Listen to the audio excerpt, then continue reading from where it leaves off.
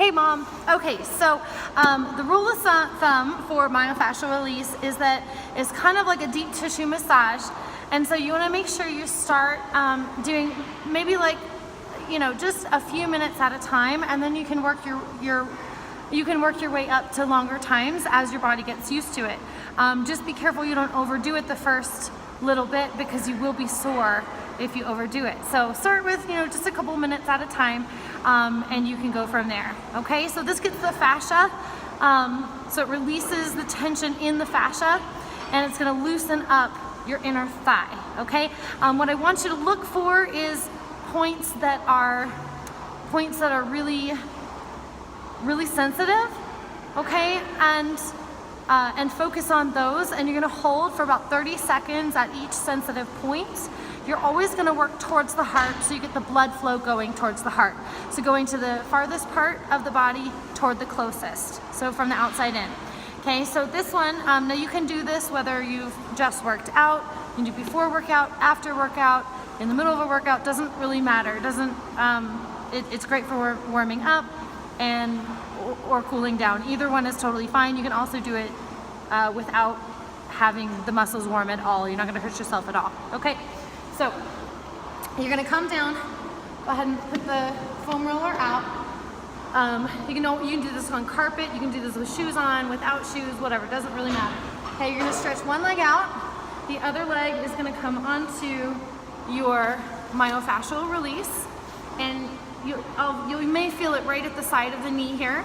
You're going to feel a little bit of tension. Okay, now right now I have my weight on the floor, so I don't have so much tension here. If I want to increase the tension, I'm going to lift my hip and put weight into the fascial release. Okay, you may want to start with weight on that hip and slowly work your way toward. Now you're going to find a pressure point, and you're going to breathe. And you're going to hold and breathe for like 30 seconds. You're going to go up a little bit and hold and breathe. You're going to go up a little further and hold and breathe. And really just finding a tension point is the most important. Okay, so you may find something right away, you may not. You can also play with this a little bit. If you turn your leg up this way, or you turn your leg this way down to the floor, you're going to get a different result in your muscles, in the muscle stretch.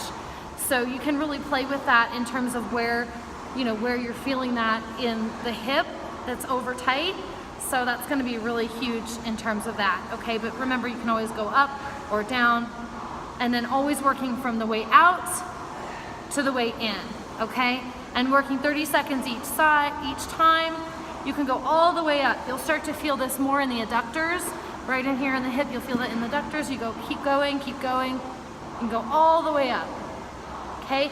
If you're not getting where you feel that your muscles are at, you can also kind of do it this way and kind of lift the hip a little bit and walk up.